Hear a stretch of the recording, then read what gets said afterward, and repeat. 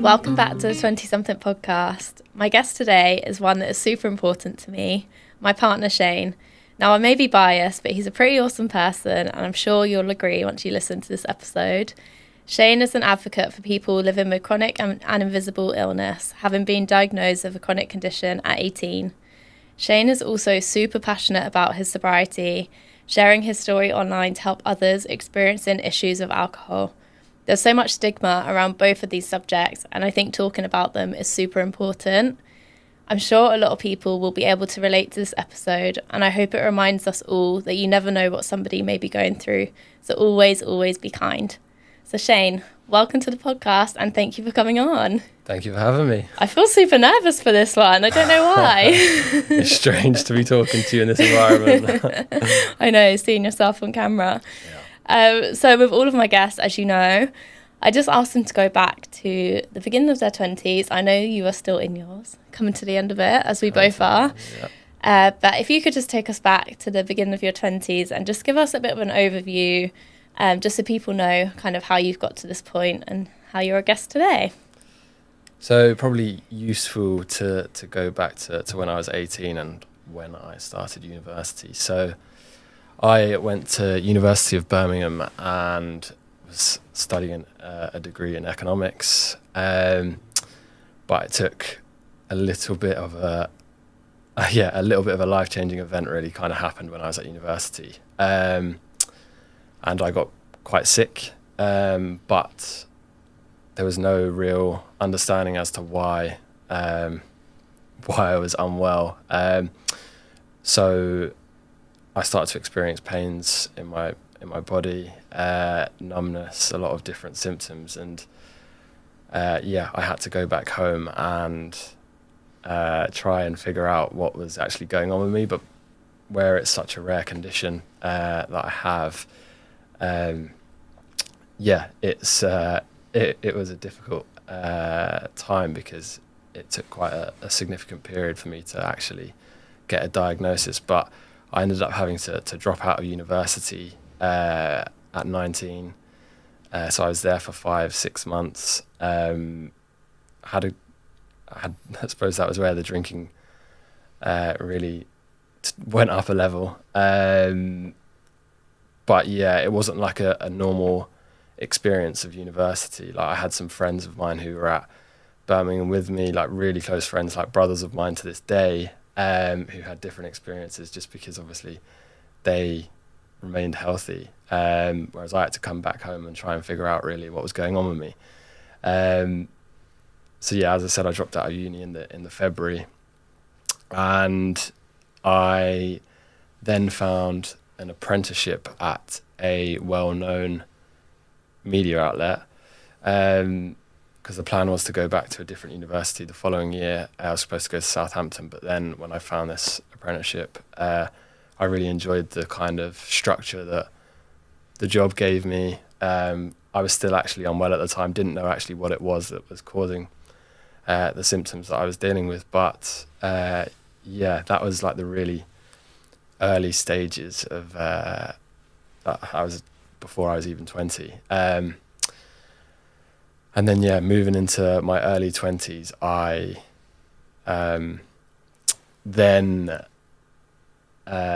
one of my friends came up to me who I worked with at the time, said, "Oh, Shane, you got good A levels. You should go for this this apprenticeship at an investment bank." And I did, and after quite a difficult process, I managed to get into that bank, and I'm still there now.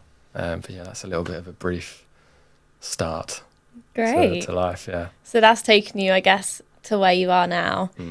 And throughout that time, talk to us a bit about kind of when you got your diagnosis, how that kind of progressed. Did it take you a long time? And I think I wanted to kind of do this episode of two halves, maybe a bit about your illness first, then your sobriety. But if your sobriety ties into that, obviously, chat us through that. But getting us to the point where you are now. Yeah, so it took me 5 years to actually get diagnosed with a condition called peripheral neuropathy. I used to hide what it was that I was dealing with for quite a while, but now I'm a little bit more open about it. But yeah, it took me far too long really to get diagnosed. As I said, the symptoms first began when I was 18 years of age at university, and I didn't get diagnosed until I was 23 years old. So now looking back at 29, I actually feel quite sorry for that human who didn't actually know what was going on at the time. And yeah, I drank really, really heavily during that period. I see them as two separate issues, but I definitely think the health issues did play a part in my heavy drinking. But yeah, it took me 5 years. I had countless appointments with many different doctors, different ologists, as I say sometimes. Yeah, so it was a difficult time. Like, I first got diagnosed with generalized anxiety disorder, which and I received like different medications for that disorder, but it wasn't doing any good for me. And then I went to see a neurologist, and they couldn't even figure out what was wrong with me at that time. But then it was until I really found someone who listened to me, I could really explain my symptoms and the issues that I was facing, that they were like, look, this isn't a mental health disorder. This is a physical disorder. And then they started to do like sort of a lot more tests on me. And then eventually it was a nerve biopsy that they took out of my leg that finally diagnosed me with peripheral neuropathy. And honestly, understanding what the illness is and why it's happening to you, even if there's no solution to the problem, is a relief. Because for 5 years I thought I felt like a bit of a crazy person. Like, I'd tell my parents what was happening to me, and they didn't understand. Like, even to this day, like my mum particularly is very sad about it all. So they didn't understand what was going on with me. So it was a real relief just getting a diagnosis, which I think a lot of people with chronic illness could probably resonate with, because it shouldn't take someone 5 years to figure out what's going wrong. And in those 5 years, I probably wasn't acting in a way that was really benefiting my situation. And I think when you have a chronic illness, the consequences of your actions are probably, you can't get away with things as much as you can. If my mates have 10 pints, it doesn't affect them how 10 pints affects me.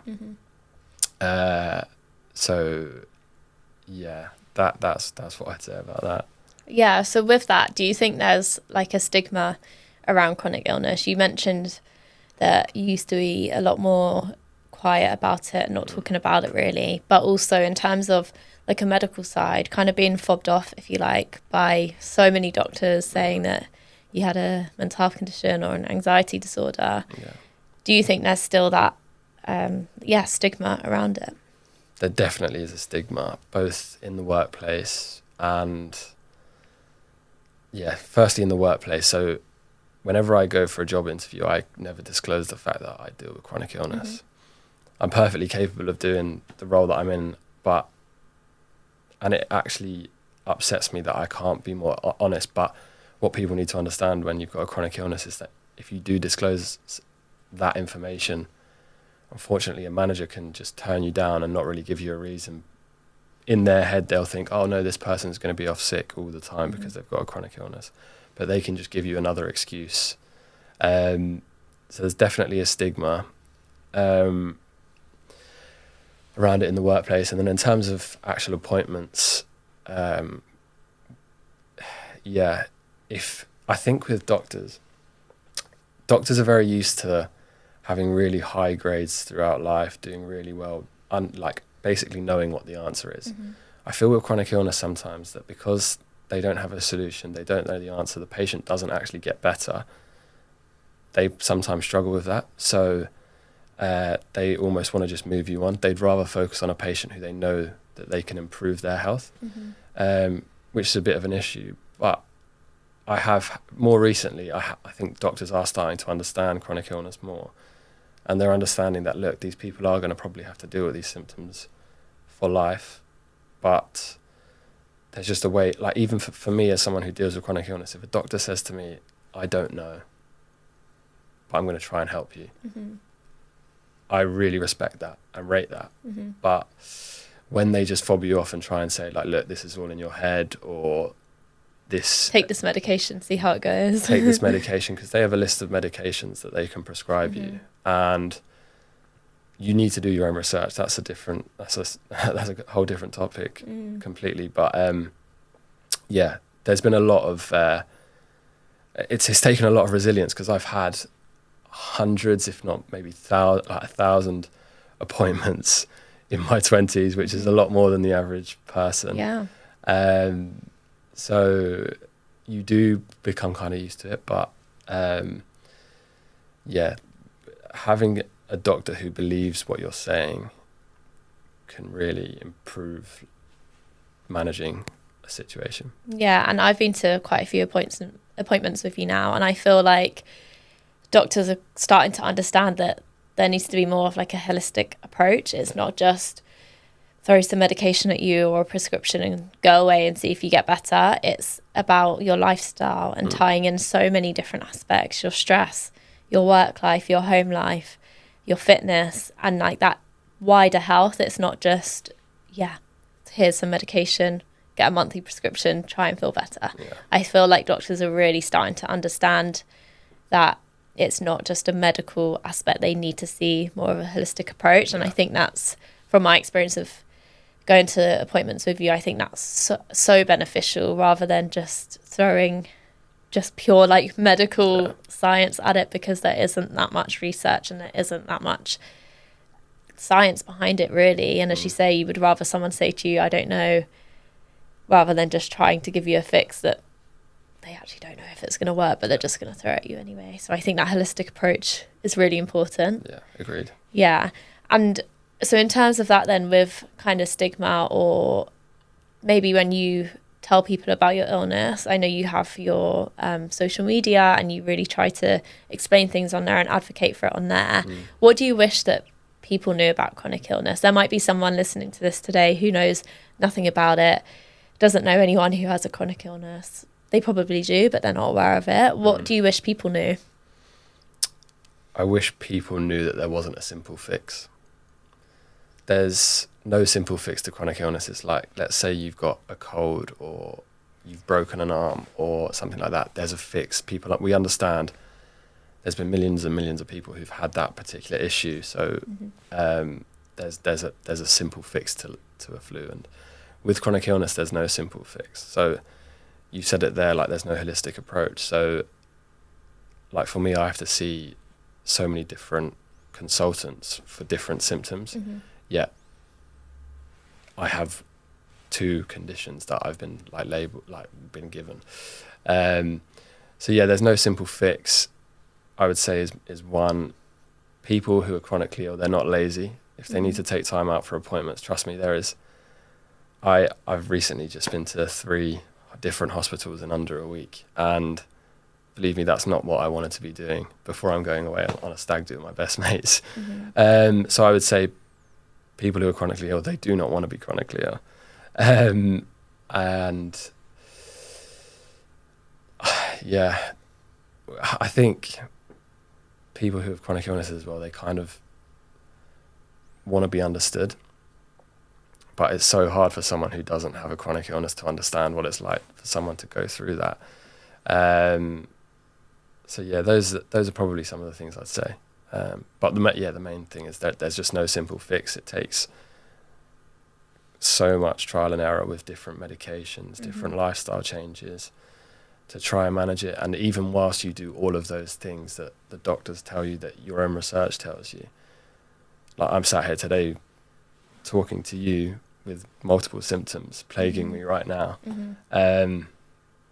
And yeah, I suppose one of the things as well is people forget that also a physical illness, the mental toll that it can take. Like for me, it comes in the form of like anxiety, and I think that the mental toll that a chronic illness can take on a human is unbelievable. Like me, I'm naturally quite a positive, like happy person. Like I like a good time, and for me, the chronic illness it takes a lot out of me. So I still enjoy my life. I still have a really good time, but it takes a lot of effort. You see it. So that's what I would say. It makes, I remember what life was like before I had a chronic illness, and I'm like, oh my God, I didn't test myself or fulfill as much of my potential before that, given I was very young still. But if I knew what I knew now, yeah, I would have lived very differently.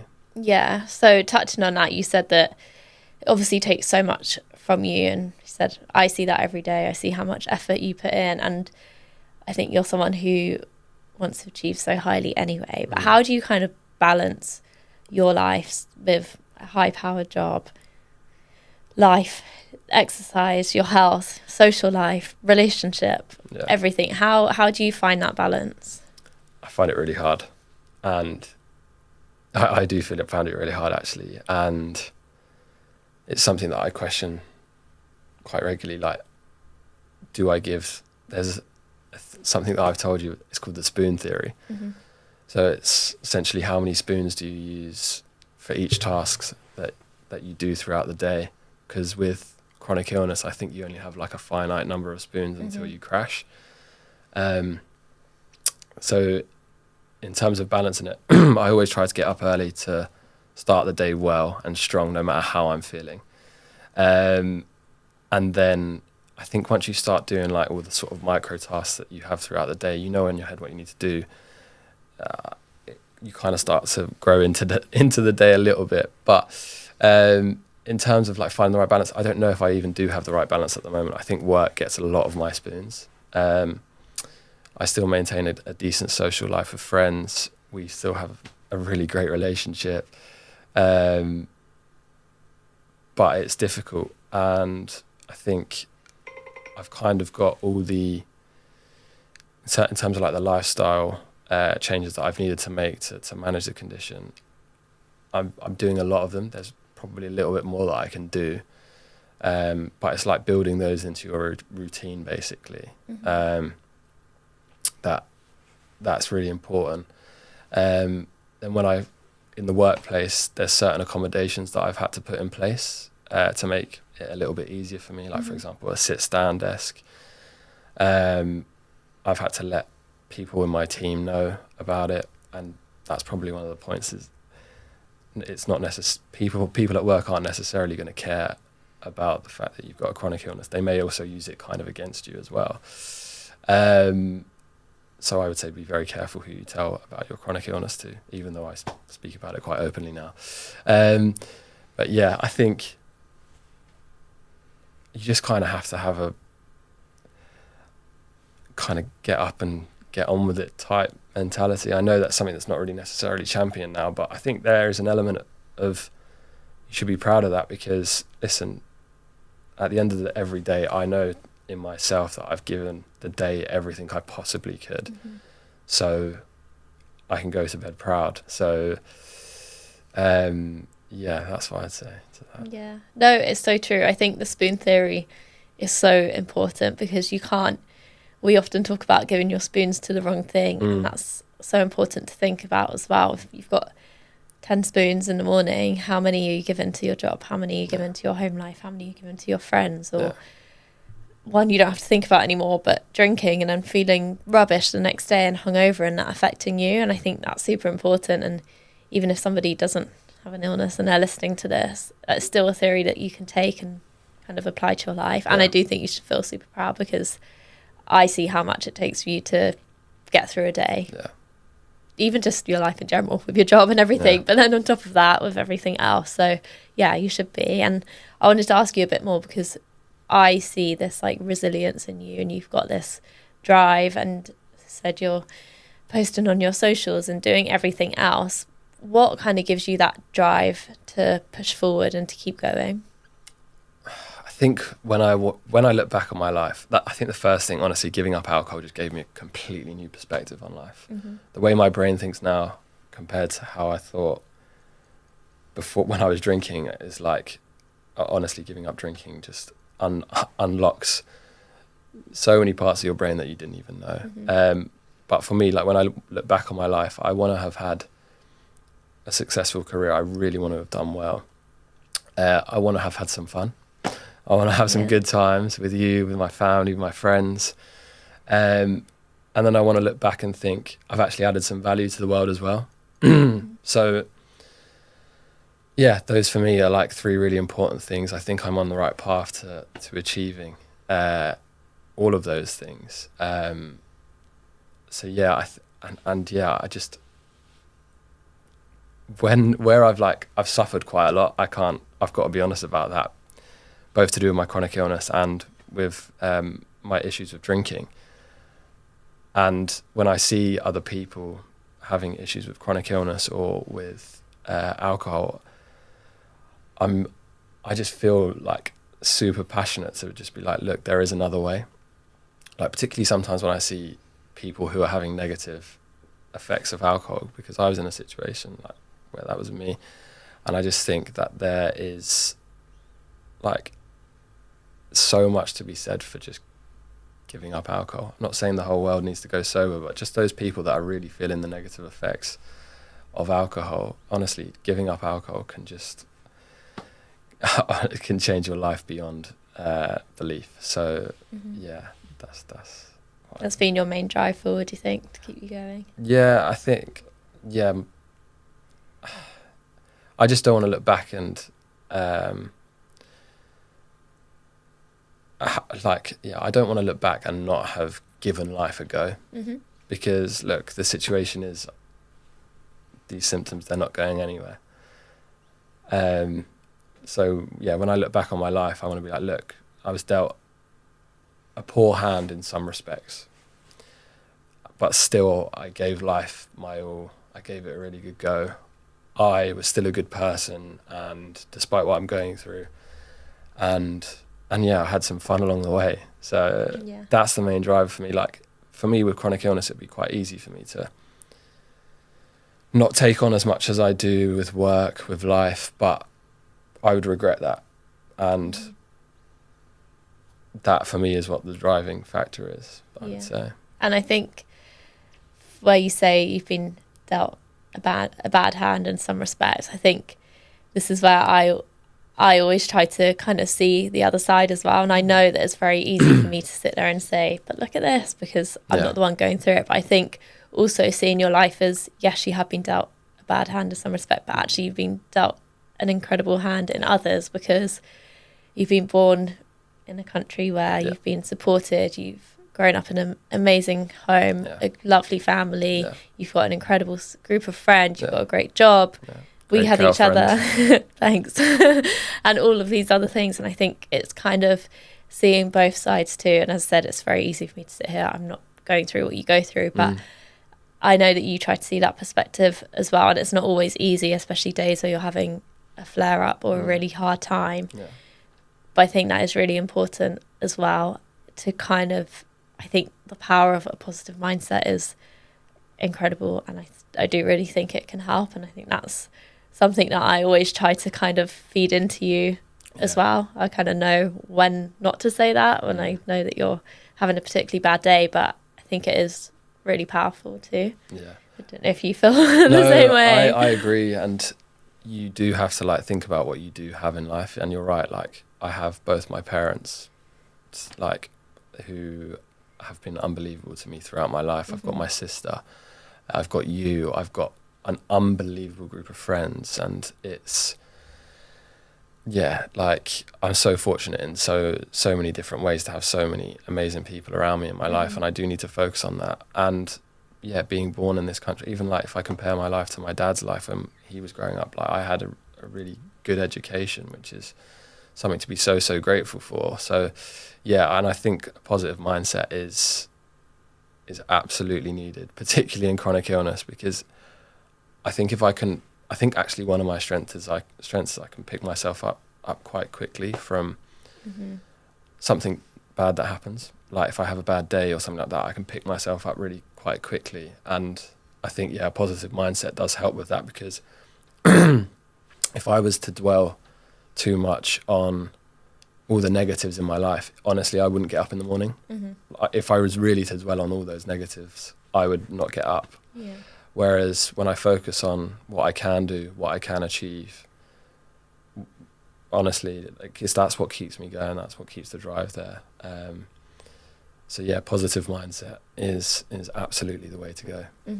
I can definitely vouch for that. I think you have an incredible ability to bounce back. When you get knocked down, you can bring yourself up so quickly, way quicker than I can. And I'm not even going through everything you are. But that is definitely something that you've built, that resilience. So I wanted to ask you, before we kind of move on to a bit more of the sobriety side, if there's somebody listening who maybe is at the beginning of their journey with chronic illness, or they're still trying to get diagnosed, or maybe they've just been diagnosed, what would be your advice to them? Just maybe 3 points that you would really say to somebody. Do your own research. Despite what doctors say, you can do your own research. I would say don't go,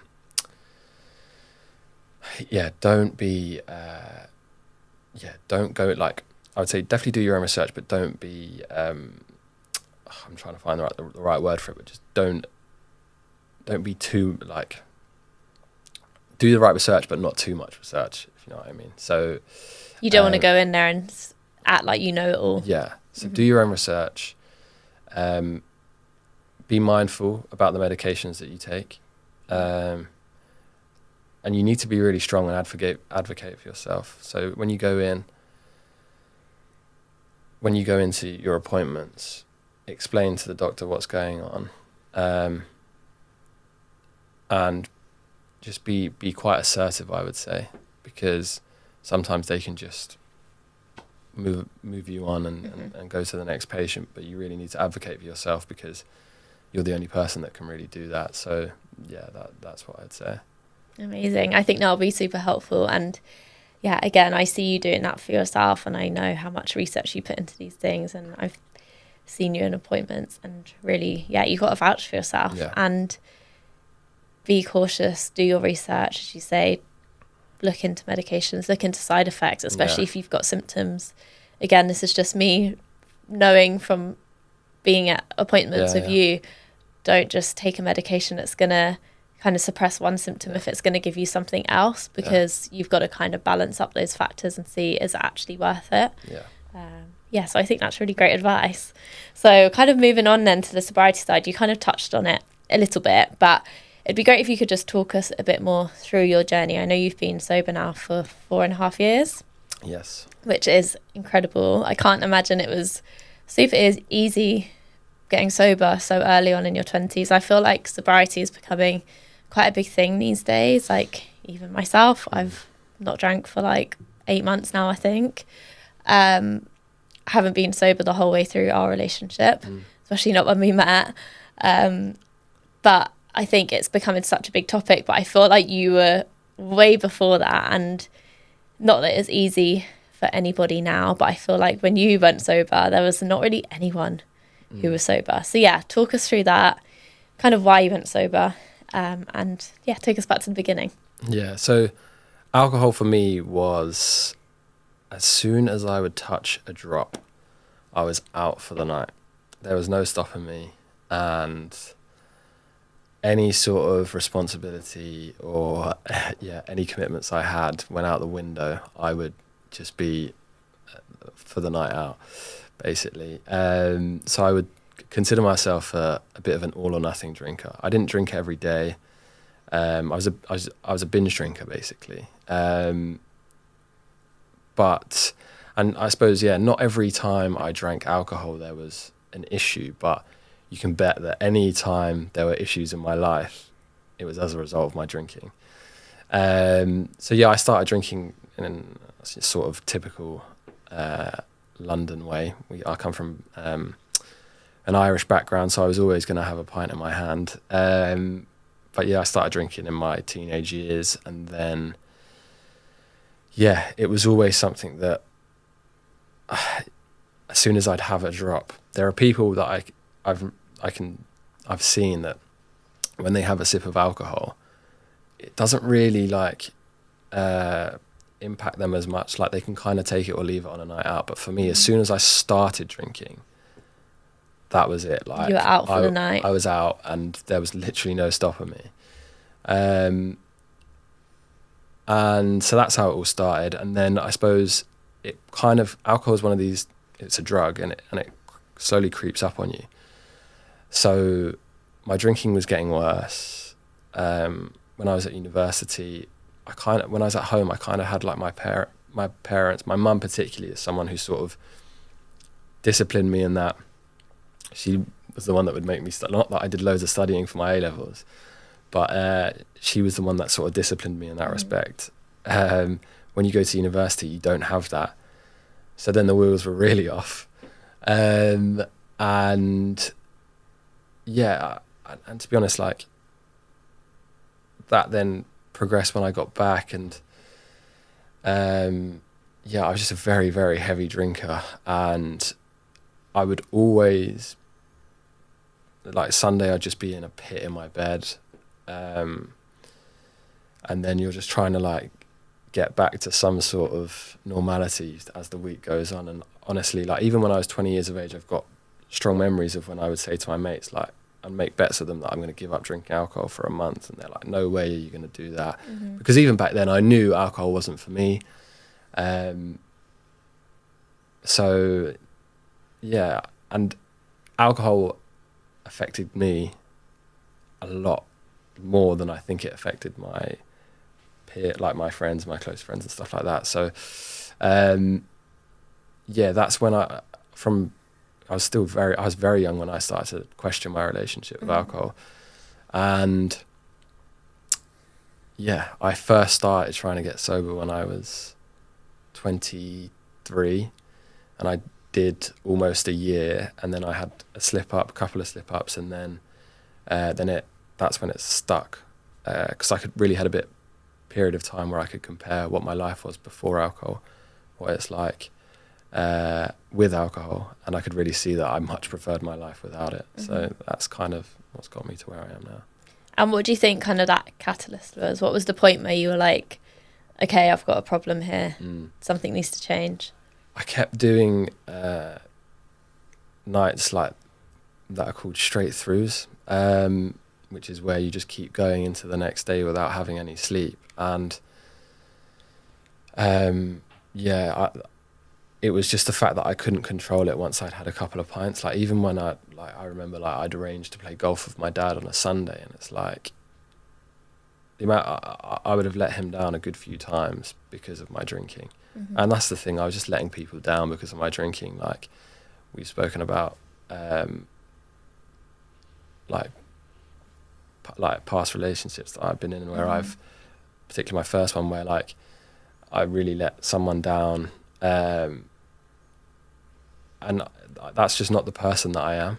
And I think that's, yeah, unfortunately alcohol is a drug that can kind of bring out the worst in someone, and that's what it did to me.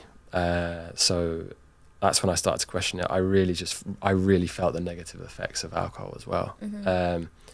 So yeah, that's what prompted me to start trying to give up. And then it took me a while. It was extremely difficult to give up in your 20s. But then you start to get your flow with it, and then now there's literally just no looking back.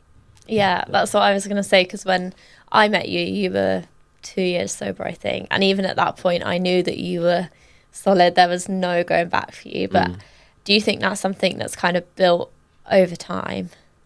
Yeah, so it is. Like, repetition is key with everything. I remember, like, the first nights that I'd go out, I think I went to an Oktoberfest with, like, it was like two of my best mates' birthdays. And went to an Oktoberfest with them, and I had to leave early at like 8 p.m. because I just wasn't used to being in that environment sober. And I was just thinking, how am I going to do this? I really know I need to be sober, but how am I going to do this? Yeah. And but yeah, I think repetition is key with everything. Once you expose yourself to those situations, you become more confident. So I did a lot of firsts sober. So first date, all of the firsts when I was sober. So and it's very different because you're kind of used to doing all of that stuff once you've had a bit of drink in you. So you kind of have to relearn how to be sober almost. But I think I learned really quickly that I like this way of life. So And I think that's quite key, is when you see what your life is like without something and with something, and you can really compare, that's what makes it stick. When you see that your life really is better without it, that's what makes it stick. Yeah, I think that's so true. And I think you're so good at showing that, as you say, now you're the life and soul of a wedding, because you're like so solid in that, and it doesn't even cross your mind anymore. And I think that's so amazing that you've got to that point. And I think something I've always really admired about you is that you're still so social. You love going out, you love going to the pub with your friends. Obviously you have your limits, and you don't really go clubbing, you don't like, that's kind of where you kind of end it, I think. But you love going out. You've just went on a stag do last weekend. Like, you would never turn stuff like that down. And I think sometimes, from what I've seen in kind of the sober community online and in other places, and I think it's a lot of the time because people kind of have to protect their sobriety too. Yeah. But a lot of people go from one extreme to the other, and they won't go out, they won't go near a pub, they kind of shut off their friends, and kind of it's like one way of life or the other. But I think you're so incredible at showing that, well, for you anyway, it doesn't have to be like that. You can still go out, you still have the same friends, and you're so social, and you love that part of your life. And I think that's really incredible that you've got to a place where you're so solid in that you can still do all of those things, and you haven't like isolated yourself. Yeah, it can, honestly, at the beginning it is very isolating. I can't deny that. Like, with sobriety, like, you imagine, like, sometimes you think to yourself, like, why am I the one person out of a group of, let's say, 30 lads that has to stop drinking? So it is isolating at the beginning. But then over time, I've read so many books and I've experienced so many nights out that you really realise that the thing that you actually enjoy about a night out isn't actually the alcohol. It's the company. It's the people that you're with. And you just need to find the people that you have the most fun with. And that's what I have actually done. Like, I know the group of lads that I have the most fun with. Yeah. And then, honestly, once you realise that you don't need the alcohol to have a good time, it's such a game changer, because there are so many benefits to not drinking alcohol. So if you can do that social side of things without drinking alcohol, you've won. There's what's the need to... Sometimes it seems crazy to me that we drink this substance that just the next day or the next few days just makes us feel horrendous. Especially when you know it's going to, and you kind of plan to not have many plans the next day because you know you're going to feel rubbish. It is kind of crazy when you think about it in that aspect. But with that, especially in the early days, because just on that point, I know it's very easy for you to say that you're very social now and you enjoy it. I know it takes a lot for people to get to that point, and sometimes people don't want to, and that's absolutely fine as well. I think it's just important to say that you are so far into your sobriety journey. You're almost 5 years in. It has taken a long time to build that. So for anyone who's at the beginning or listening to this and they're thinking, oh my God, I can't imagine going to the pub, or I don't want to, like, that's absolutely fine. You don't have to do that. Find your crew, find somebody else. I know, running, sewing, pottery, anything that's kind of your thing. Do whatever you need to do. Yeah. And that's the thing I strongly believe in. There's a little phrase, each to their own. Yeah. Like, if you've gone sober and you no longer want to socialise, you found other things that you enjoy in life, then great. But if you're someone who's gone sober and look, you still want to have a social life, you still want to go to the pub. Like, I mean, I love Irish music, so that's why I enjoy going to the pub, and I love being around my mates. And yeah, you don't have to... I would say every sobriety is a very individual process. So you don't need to subscribe to anyone's version of sobriety. Just do what you want to do. Yeah, exactly. That's what I'd say. And with that, I think that's such a good point. Do what you want to do. But do you feel like you felt judgment throughout your sobriety journey, particularly early on? I still feel judgment now. Going sober is not a normal path to go down, and it's still, in Western culture, it's still quite we're in the minority, I would say. Especially in your 20s. Especially in your 20s. So absolutely, I feel judgment. You know that people will have things to say about it. Sometimes people will actually say it to your face as well. I felt judgment from bartenders, from people in pubs, from people around me, people that I'm out with, and you do get resilient to that, and it does kind of just go over your head after a while. But it's very difficult at the beginning. I remember right at the start, I felt even nervous to order a non-alcoholic beer at the bar. Some of my friends would actually go to the bar and get that drink for me. I used to pretend I was drinking like a vodka lemonade. I'd have it in a smaller glass, and if they gave me a massive pint glass of lemonade, I'd be like freaking out. Yeah. So yeah, it's there's definitely been a lot of judgment from all aspects of life, even like telling people at work that I don't drink. Like sometimes, actually a lot of the time, alcohol is kind of a bonding tool. So if you don't drink alcohol, they'll be like, oh, he's not one of us. Yeah.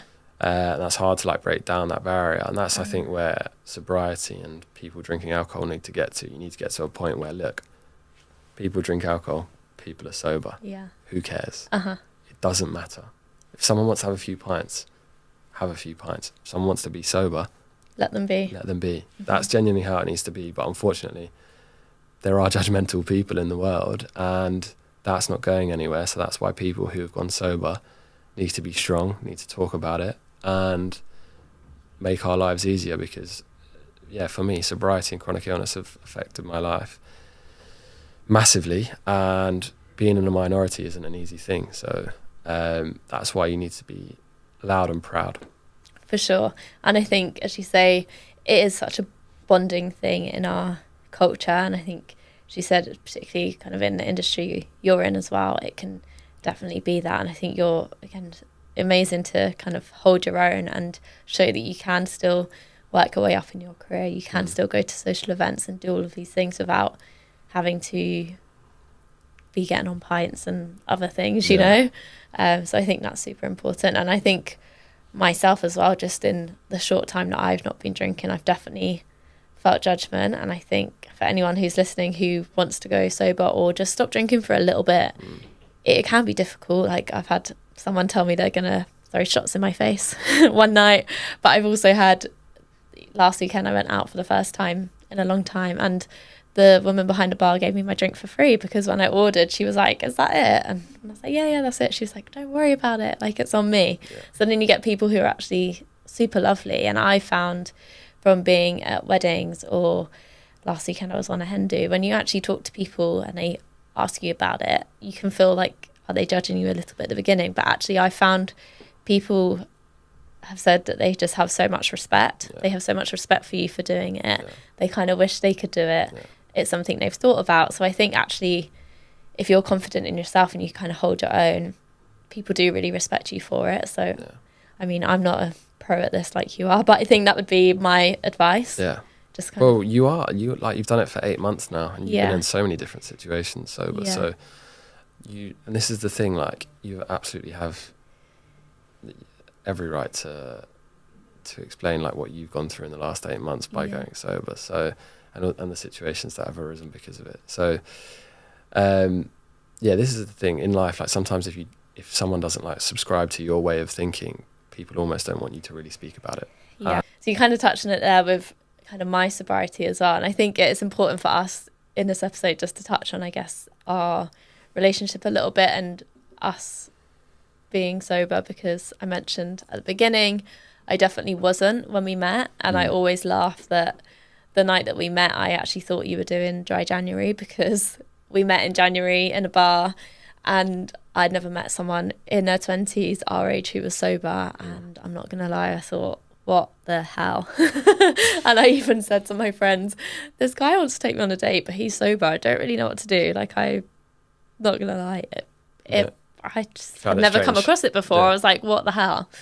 But actually, and I thought you were winding me up. I thought you were doing dry January. Yeah. Then it rolled into February, and I realised you were still sober, and it wasn't a joke. And obviously we went on a few dates, and I learned way more about it. But yeah, for a good 2 years of our relationship, I wasn't sober. But I think over time, I've learned so much from you, and it's kind of opened my eyes a lot into your world and a way of life where you don't have to drink to just enjoy life, and it can actually be so much better without it. And especially, I think, as I said, recently this year especially, we've been to so many weddings, stag do's, hen do's, we've been to all of these things. And I think learning to do life without it can be so important. And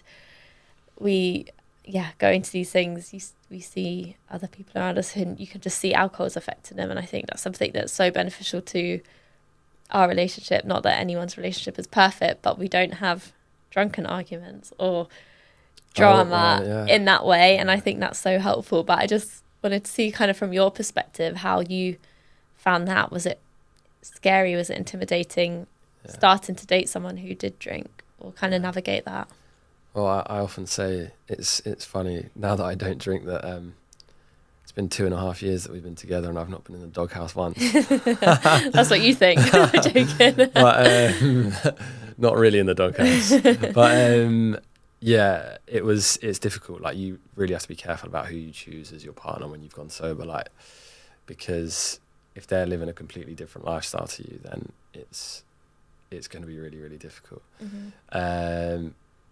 But I think for me, like, the way that when I met you that night, like, you're one of those people that you can really have a conversation with, even at 1 a.m, and you'd had a big old day that day, hadn't you? Yeah, I'd been at Bottomless Brunch and then for cocktails, so... Yeah, exactly. So surprised I could speak very well. And to me, like, we had a really lovely conversation that night at 2 a.m in a bar in Tottenham Court Road.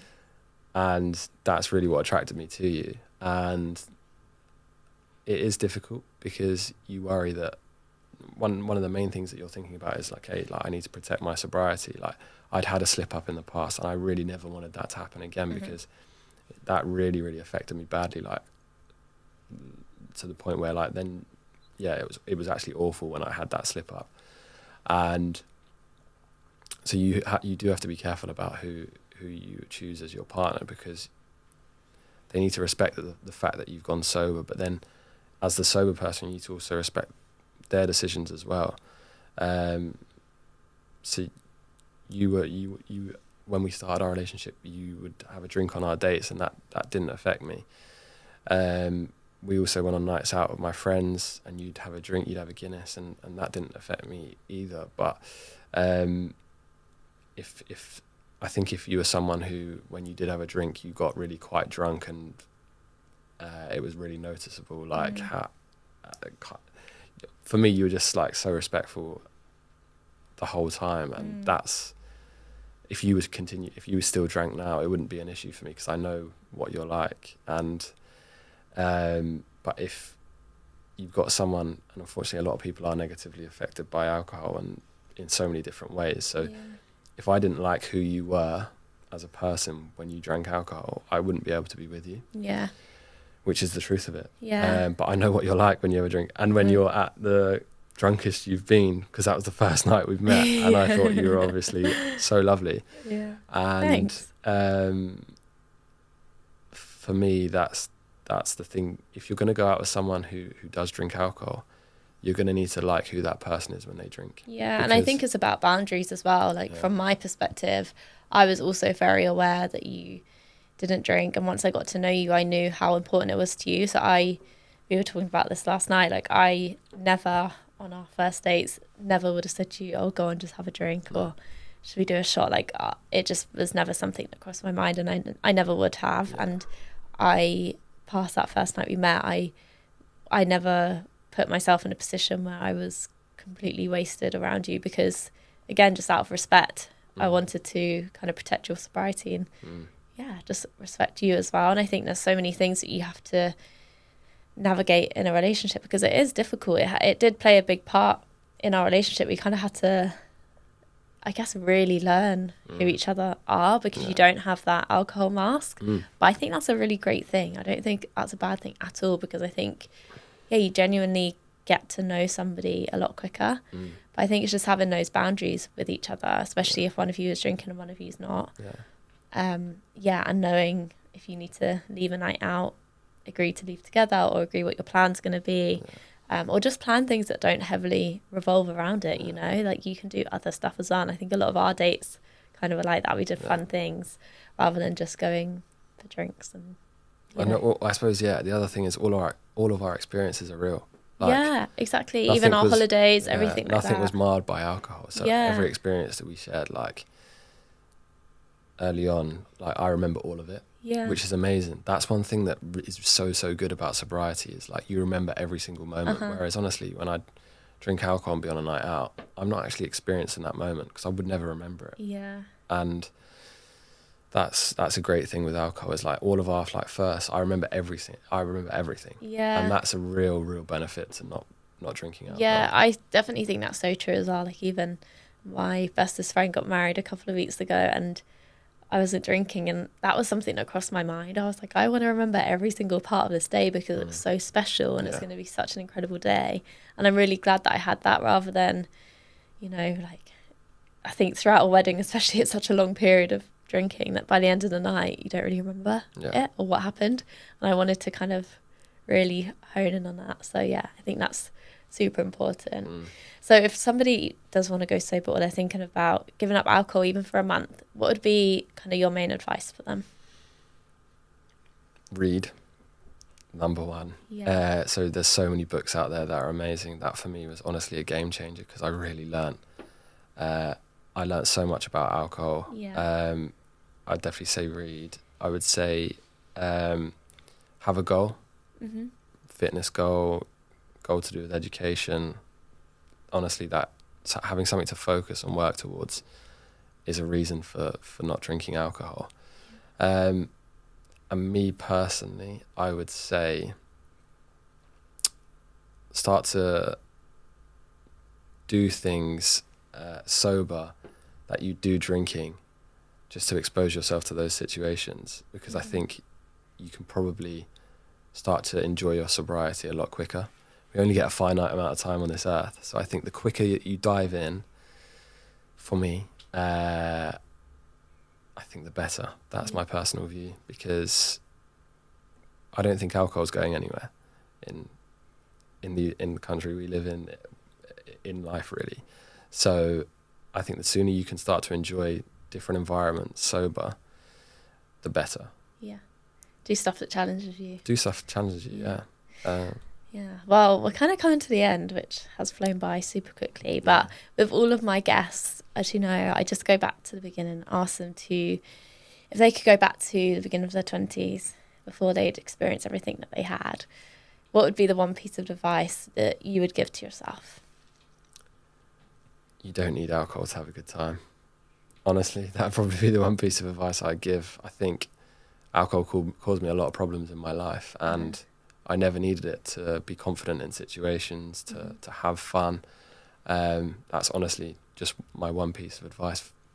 Is alcohol is, I think the negative effects that come from alcohol, in my personal opinion, don't outweigh any sort of benefits, if there's any benefit that you receive from alcohol. That would genuinely be my advice. Great, thank you. We've not had that one yet on the podcast. I just wanted to say thank you so much, Shane, for coming on. And just from me knowing who you are, I just want you to remember that you are such a superhero. It's not just me that thinks that. So keep holding your head high every day, because to go through everything you go through with your illness and your sobriety, like, I think sometimes that kind of gets to the back foot because everyone knows you're so secure in it now, but it is still a challenge. Just remember, like, how incredible you are. Keep being resilient, keep pushing forward, and just take some time to reflect on that, because I think you are helping so many people with your page. I'm going to link your Instagram in the bio of this episode as well, but Shane's Instagram is Chronically Sober, which I think is such a good name as well. A great mixture of both the things. But give him a follow. And as I said, always remember to be kind, because you never know what somebody is going through behind closed doors. So thank you so much for coming on. Thank you for having me. Welcome. And thank you for doing life with me.